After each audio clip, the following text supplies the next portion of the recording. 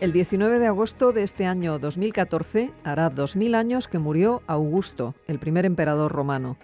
Esta fecha no podía pasar desapercibida para el Departamento de Historia Antigua de la UNED, que va a dedicar el curso de verano que viene celebrando desde hace 25 años en Mérida, en colaboración con el Museo Nacional de Arte Romano, a esta efeméride.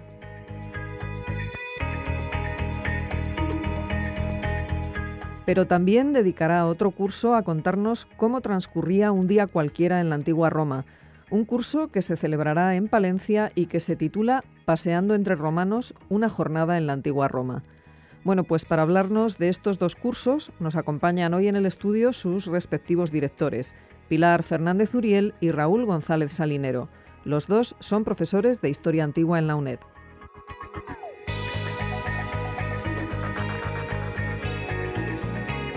Pilar, Raúl, muy buenos días y bienvenidos a Sin Distancias. Muy buenos días. Buenos días, Clara. gracias. Bueno, participáis los dos en dos cursos. Uno lo diriges tú, Pilar, otro lo diriges tú, Raúl, de Historia Antigua, uno en Mérida y otro en Palencia. El primero es El siglo de Augusto y el segundo es Paseando entre romanos, una jornada en la antigua Roma. Si os parece, podemos empezar con el que se celebra primero, el siglo de Augusto, que se celebrará los próximos 3, 4 y 5 de julio, y dejamos para después el curso de Paseando entre Romanos, que se celebrará del 18 al 20 de septiembre. El curso del siglo de Augusto, Pilar, lo diriges tú, aunque también participa Raúl. Sí. Y bueno, hablamos del siglo de Augusto porque celebramos este año el bimilenario de la muerte de Augusto. De la muerte del emperador Augusto, que fue el primer emperador romano, y celebramos más cosas. Celebramos también los 25 años de los cursos de verano de la UNED, que coinciden con los 25 años de celebración del curso de verano con el Museo Nacional de Arte Romano, ininterrumpidamente, y también tengo que decir que es el curso más longevo de la Universidad Española. Nos aplicamos nosotros en la UNED y el Departamento de Historia Antigua esa medalla. Y además celebramos también los 40 años de la UNED del Centro Asociado de Mérida, que también queremos que se celebre con el curso, y por eso el último día, no vamos a empezar por el final, pero sí también tengo que decirlo, queremos que la clausura sea un poquito más solemne que se hace habitualmente y que se haga en el Centro Asociado de Mérida, porque el curso siempre se ha celebrado en el Museo de Arte Romano, que es un mérito más, ¿no?, para de atracción del curso.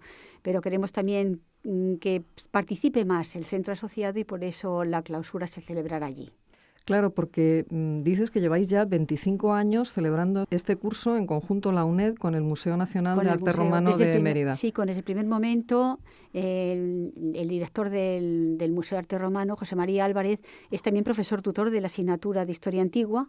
Está muy vinculado con el departamento, y entonces ya desde el primer momento nos pusimos en contacto y decidimos que de estos primeros cursos que se empezaban en la UNED, pioneros, fuera este, y que fuera también con el museo. Y se celebró siempre con el museo y desde el museo con la participación activa del departamento y el centro. Claro, y a lo largo de estos 25 años habréis tratado multitud de temas de historia antigua, siempre relacionados con Roma. Siempre con Roma, porque es una de las condiciones que pone el museo, que sea Roma, aunque sea algo relacionado, pero siempre con Roma, aunque haya participación de otras culturas, pero siempre su relación con Roma.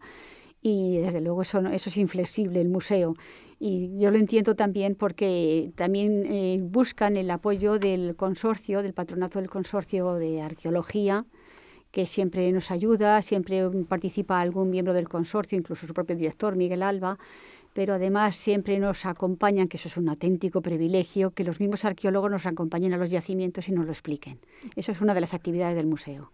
Claro, es que es fundamental el entorno, ¿no?, en el que os movéis. Sí, total. Bueno, y este año es la figura de Augusto, que es una figura fundamental en la historia de Roma, el primer emperador. El primer emperador, el primero que inicia una mentalidad diferente, una administración diferente. Por eso todas las distintas ponencias van encauzadas a la obra de Augusto. ¿Podríais hablarnos un poquito eso de las distintas ponencias que va a haber? ¿Nos podéis ir contando desde qué puntos de vista se va a hablar de la figura de Augusto, Raúl? Bueno, yo puedo hablar de lo que yo voy a tratar, ¿no?, en mi ponencia. que es sobre un tema que no está muy bien tratado, digamos, no al menos de forma profunda, y es sobre la organización social de Roma, la organización social romana en época de Augusto, pero incidiendo fundamentalmente en las minorías sociales. Es decir, en aquellas poblaciones orientales, de procedencia oriental, sirios, en fin, griegos y judíos. Y sobre todo describir, analizar, describir cómo era la comunidad de los judíos en época de Augusto en el imperio, que ya se está formando, pero especialmente en la ciudad, en la capital, en Roma, ¿no?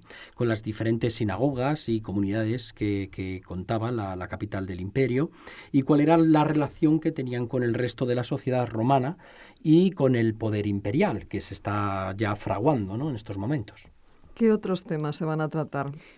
Antes voy a decir una cosa. Me ha parecido muy bien lo que ha dicho Raúl, porque se lo iba a pedir yo, así casi se lo ha hecho oficialmente, porque aunque lo suyo es la sociedad romana, estamentos y minorías, yo le quería haber pedido, y ya lo ha hecho él, Sí. que hablara de minorías. Porque estamentos sociales, pues sí, puede hablarse de forma muy general y las conocemos todos. Pero esas minorías que ha ido diciendo él creo que son absolutamente inéditas, las Claro, conoce sí. muy bien y me parece muy interesante.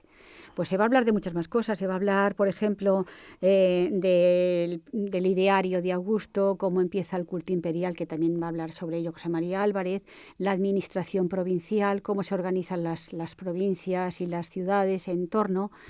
Y bueno, yo voy a hablar de algo que me apasiona, que es la iconografía imperial, o sea, cómo la iconografía, la representación de las imágenes son auténtica fuente de historia, cómo nos habla de los símbolos, cómo se manifiesta el emperador. Yo fundamentalmente voy a centrarme en la figura del imperial porque no da tiempo en una ponencia solo. Pues todo lo que rodea al emperador, de cómo se manifiesta, indica todos sus poderes, todo el culto imperial, cómo domina también el ámbito religioso, todo eso todo lo voy a ir explicando. Y la última de ellas, que la va a hablar la profesora Margarita Vallejo, que es profesora de la Universidad de Alcalá, pues algo que tampoco se ha estudiado mucho, que es cómo es la pervivencia de la figura del emperador romano, cómo va a transmitirse ya en un periodo final, como es el Bajo Imperio. O sea, que es la oportunidad de ponerse al día de muchas investigaciones que se están llevando últimamente a cabo sobre la figura de Augusto, ¿no? Sí, ha habido ya ya ha habido varios congresos, uno aquí en Madrid, que también ha participado en la UNED como entidad organizadora, que ya se habló de la figura del emperador romano, pero desde este punto de vista de un curso de verano, yo creo que es el único curso de verano sobre Augusto. Sí, yo creo que sí, que es el único. Como Sí. congresos y convenciones y encuentros, sí, pero como esto no. ¿Y a quién le puede interesar participar en este curso de verano, además de a los alumnos de Historia Antigua? Pues yo creo que cualquier persona que esté interesada por el mundo antiguo, y yo, bueno, de hecho, o de la arqueología, o de vivir en un momento también interesante en una ciudad como Mérida, ¿no? Porque además se intenta que haya no solamente conferencias, sino un montón de actividades que va a ser continuo. Por nuestra cuenta va a ser, desde luego, la visita al yacimiento emeritense, que es impresionante. Por primera vez se va a hacer una segunda visita a un yacimiento arqueológico como es Medellín, la antigua Metelinum, porque ha conseguido un premio también dedicado a la puesta en valor de un yacimiento arqueológico y lo vamos a visitar. Y también estamos absolutamente vinculados con los festivales de teatro romano clásico, mundo clásico, e incluso vamos a intentar que el día 3, que es el primer día, haya un encuentro muy especial entre profesores y alumnos, y va a ser una cena romana en una casa romana. Y ya he puesto en contacto para que se celebre. Yo creo que el primer día una cena distendida en que podemos ya convivir profesores y alumnos, conocernos y luego continuar el curso. Bueno, o sea que es que hay un montón de actividades. Vais a tener una agenda bastante apretada, sí, ¿no? Vamos a dormir poquito. Comenzáis con las charlas durante la mañana y la tarde, luego una cena, luego teatro, en fin. Sí. Que está muy interesante. Excursiones, conferencias, mesas redondas, de todo. Es muy atractivo. Empaparse bien de cultura romana, ¿no? Sí. Sí. Visita por la ciudad, ya se pasa por el Cardo y el Decumanus. Claro. O sea que muy Además, bien. en una ciudad que es muy especial y que está íntimamente vinculada con la figura de Augusto, porque además fue una ciudad que fue fundada por, bueno, sí, por Augusto, ¿no? Para asentar allí a los veteranos de su ejército, ¿no? Lo llevan el nombre, ¿no? Es Claro, Emerita Emerita Augusta. Augusta, efectivamente, efectivamente. los veteranos. De hecho, uno de los ponencias, que no lo había nombrado también, es de José Luis de la Barrera, que es el conservador del Museo Nacional de Arte Romano, que va a hablar, me parece que dice, la más augustea de las ciudades hispanas, Emerita Augusta. Sin duda, claro. Bueno, Pilar, y además de todas las actividades que habéis preparado, ¿el propio Museo Nacional de Arte Romano va a conmemorar de alguna forma especial el bimilenario de Augusto?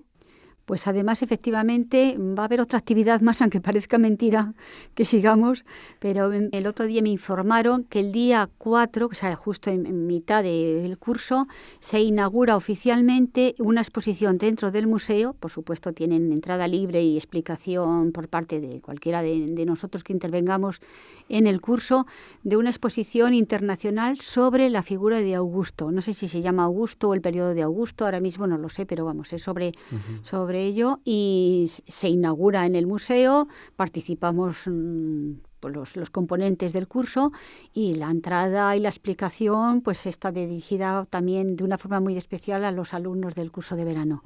Así que todo eso también se va a hacer.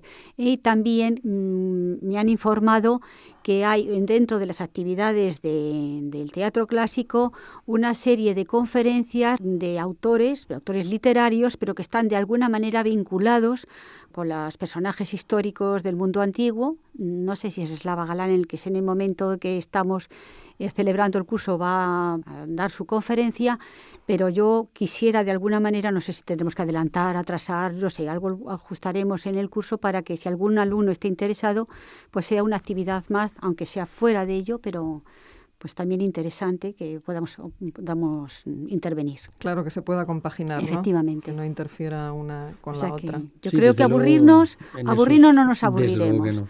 De hecho, creo que es el curso de verano que empieza más temprano, a las 8:30.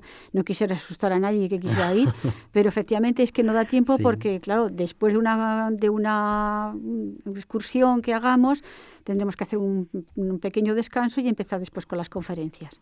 Pero bueno, como hace calor fuera de allí, pues en julio, y dentro del museo pues está muy a gusto y hay aire acondicionado, pues entraremos todos a descansar y a escuchar a los ponentes. Desde luego, en esos días Mérida va a ser más que nunca una ciudad augusta. Augustea, ¿no? Augusta y augustea. Augusta y augustea, eso es. Muy bien, bueno, pues si os parece, pasamos ahora al segundo curso de verano, el que va a tener lugar del 18 al 20 de septiembre en Palencia. Y de este curso lo que me llama la atención es cómo lo habéis estructurado. Me parece una idea muy original. Es quizás entrar en la intrahistoria que decía Unamuno, ¿no? De cómo vivían los romanos a las distintas horas del día, qué actividades llevaban a cabo, ¿no? Entonces, el título, Paseando entre romanos, una jornada en la antigua Roma. Cuéntanos, Raúl, ¿cómo lo habéis estructurado, esta idea de las horas? Bueno, pues sí, el curso describe las diversas actividades desarrolladas durante una jornada cualquiera en una antigua ciudad romana. Se trata de acercar a los alumnos a la vida cotidiana de los romanos, desde el momento en que se despiertan al alba hasta el momento en que se acuestan.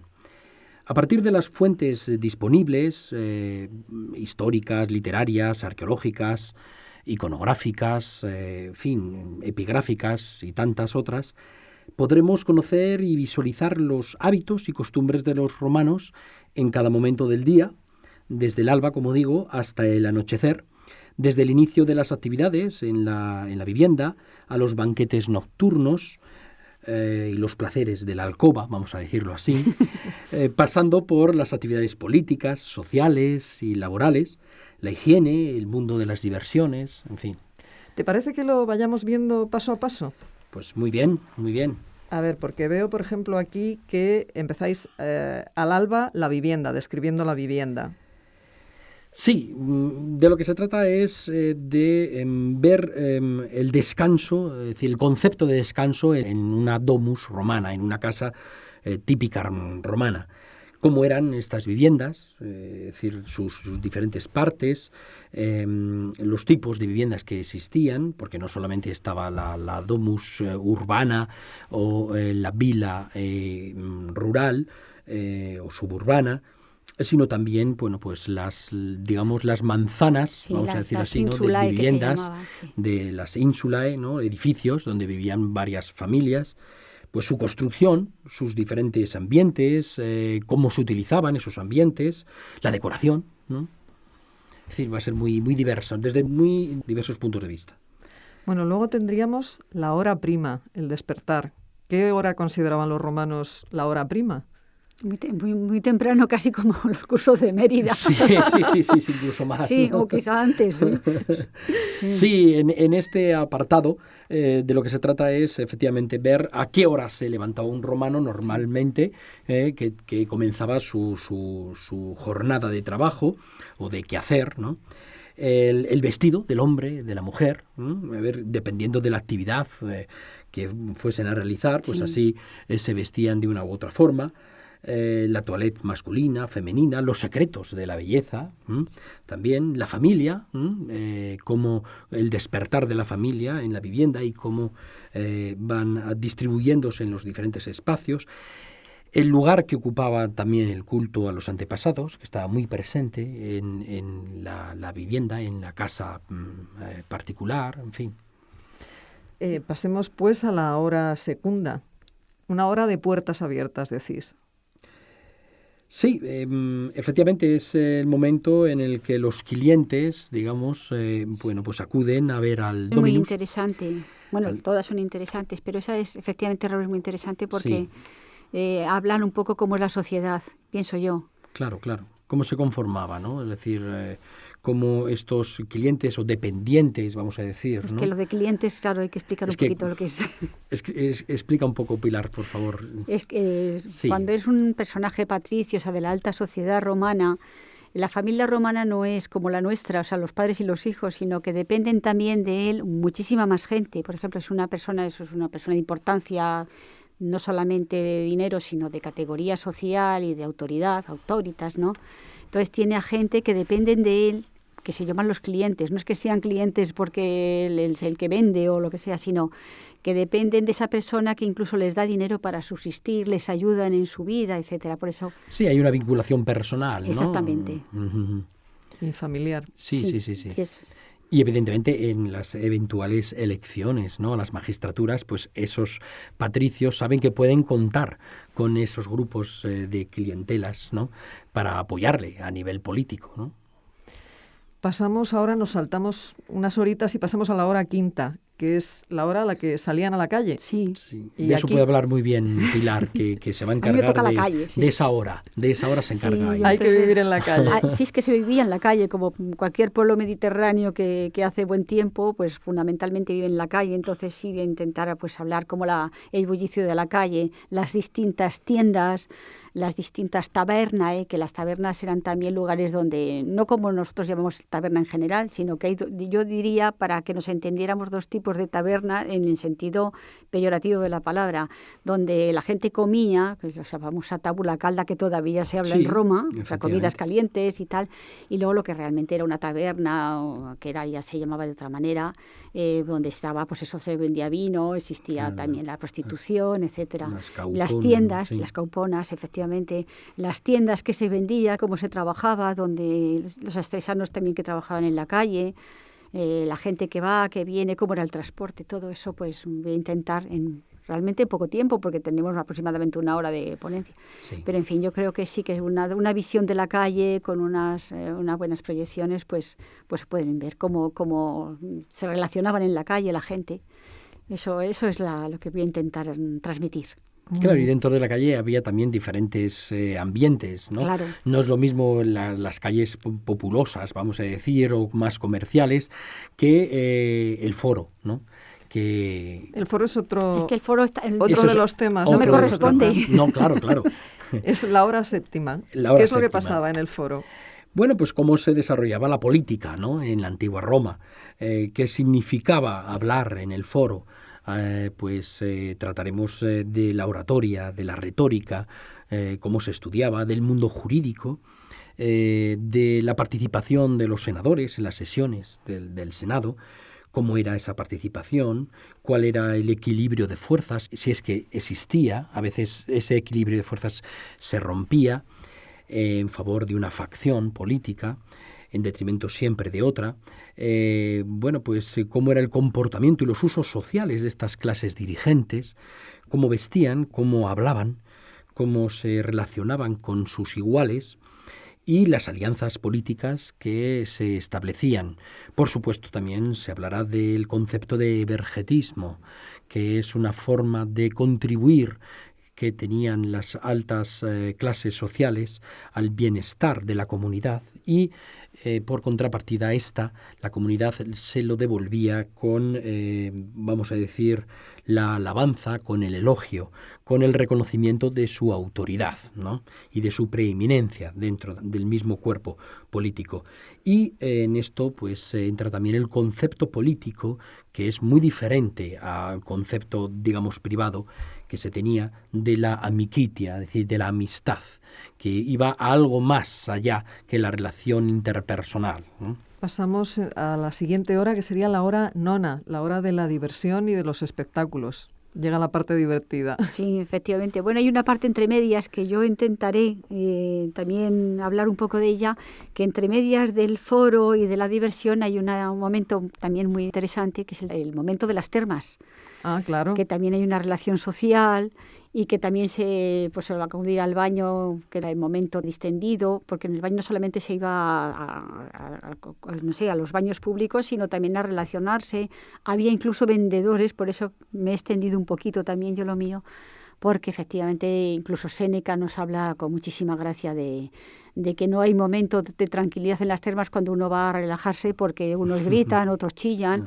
Dice incluso que hay uno que con voz de falsete ofrece su trabajo de depilar, y cuando consigue que se calle, resulta que es el que chilla, es el pobre señor que le están depilando porque grita, porque le hacen daño. O sea que todo eso pues también hay que hablar. Y efectivamente ya de pasada, después de las termas, es el momento de la diversión, de los grandes espectáculos públicos que tienen tanta fama los romanos, ¿no? El teatro, el anfiteatro, el circo, todo aquello, incluso las naumaquias, que eran espectáculos, yo creo que muy poquito, porque eran muy caros. Muy costosos, desde luego. Pero hay que hablar de ellos. Son las naumaquias como escenas de simulacro de batallas navales, que se piensa que incluso a la discusión, que yo creo que todavía está abierta, que se llenaba de agua el anfiteatro, yo creo que no puede ser.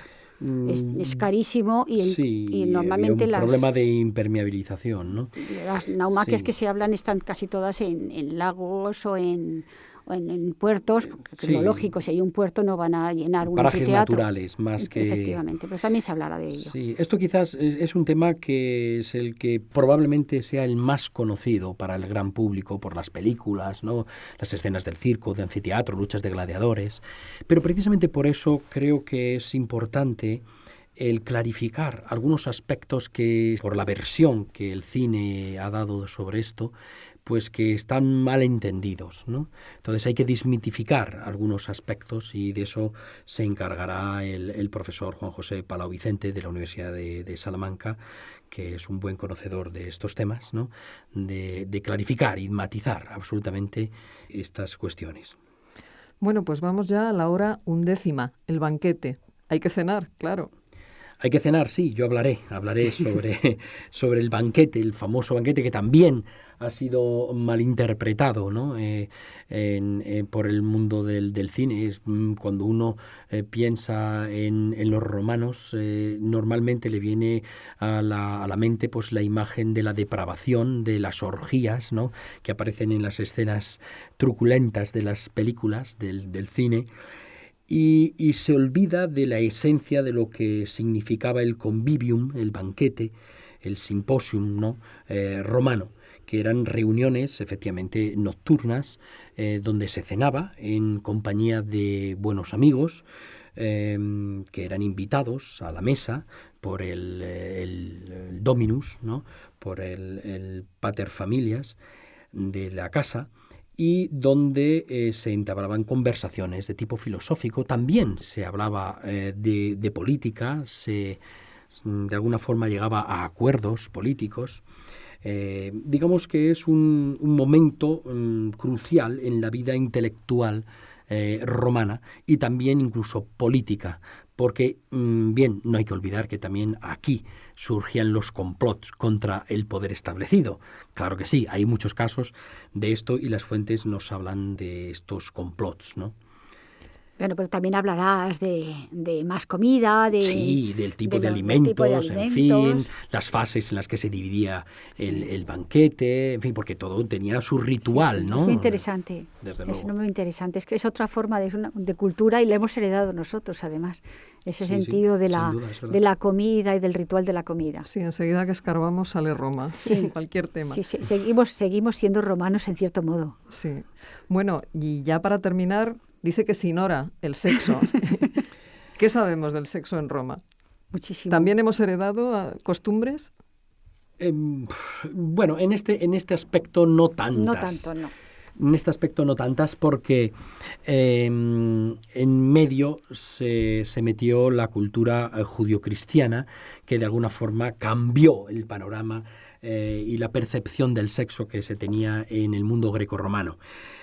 Al principio planteábamos la cuestión, al ser la última intervención, ponerla en la última hora, pero con buen criterio la profesora Ana María Vázquez Ois, que es la que se va a encargar de hablarnos del sexo, apuntó esta matización, es decir, mejor dejarlo sin hora, porque los romanos no tenían una hora concreta, en realidad tampoco nosotros, pero no tenían una hora concreta, ¿no?, para practicar el sexo.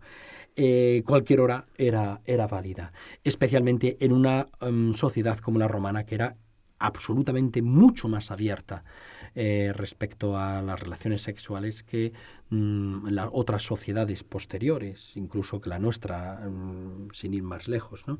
Por eso ella hablará de los profesionales, los y las profesionales del sexo, de las prácticas sexuales en sí, ¿no? Cuáles eran esas costumbres. También hablará de la anticoncepción, de la homosexualidad, del aborto. Cuestiones que evidentemente a nosotros también nos incumbe y vemos cómo en el mundo romano eran temas de grandísima importancia. Y hay muchísimas fuentes. Y hay muchas fuentes de información, todo tipo. claro. Sí, de todo tipo, desde luego que sí. Incluso desde el punto de vista de la ironía y del sarcasmo tenemos los epigramas de Marcial, de Juvenal, en fin. Y de Persio también. De Persio es más, digamos, más fino, pero es más fino, no es pero tan... más sutil, pero Ciertamente. también muy fuerte. Muy irónico. Bueno, me gustaría que animaseis a la gente a participar en cualquiera de los dos cursos y si puede ser en los dos. Pues hay gente que va a ir a los dos y ya me lo ha dicho. Claro. O sea que, desde luego, uno es al principio del verano y otro al final, cuando ya se han acabado los exámenes para que haya más tranquilidad. Y, por supuesto, pues... Sí, yo creo que aquellos que vayan a los dos cursos se darán cuenta de hasta qué punto la sociedad nuestra actual depende de alguna forma o tiene raíces en el mundo romano y en algunos aspectos se va a sorprender muy gratamente. Raúl, se me ha olvidado preguntarte, en el curso de Palencia, ¿tenéis algún tipo de actividad extra, igual que en el caso de Mérida? Sí. Normalmente intentamos hacer una excursión el último día. Bueno, aparte de que siempre vamos a ver al Museo Arqueológico de Palencia, que nos lo enseña Carmelo Fernández Ibáñez, que es un privilegio que lo explique un experto, desde luego. Y además es un gran restaurador del museo, pero solemos el último día pues comer ya todos juntos el sábado final y hacer una excursión que ya se prepara desde ahí, nos prepara José Ángel Martín. Sí. Que espero otros años que ahora no le quiero molestar porque supongo que estará terminando sus exámenes. Claro. Pero siempre pues buscamos una excursión, no exactamente que sea tampoco yacimiento, si es un yacimiento romano mejor, pero como Palencia tiene tanta riqueza artística y cultural, pues también algo que esté cercano para no tener que ir muy lejos. Y sobre todo que la excursión es fundamentalmente pues celebrar que hemos acabado el curso, estar todos en convivencia y disfrutar. Sí, por experiencia de otros años, desde luego, este tipo de actividades son muy gratificantes porque los alumnos se sienten más cercanos a los profesores. Y los profesores a los alumnos. Y viceversa, efectivamente. Pero sobre todo los alumnos que durante las sesiones del curso se muestran reacios o tienen vergüenza de preguntar, en esas, digamos, excursiones, pues ven mayor cercanía, ¿no? Y entonces se sienten con más libertad para preguntar dudas, ¿no?, a los profesores, y yo creo que es muy enriquecedor, desde luego. Claro, lo que es un curso de verano es aprender disfrutando, ¿no? Disfrutando. Justamente. Bueno, pues Pilar Fernández Uriel y Raúl González Salinero, profesores de Historia Antigua en la UNED, El siglo de Augusto y Paseando entre romanos, una jornada en la antigua Roma. Muchísimas gracias por habernos acompañado hoy en Sin Distancias. Y muchas gracias a ti. Gracias a vosotros.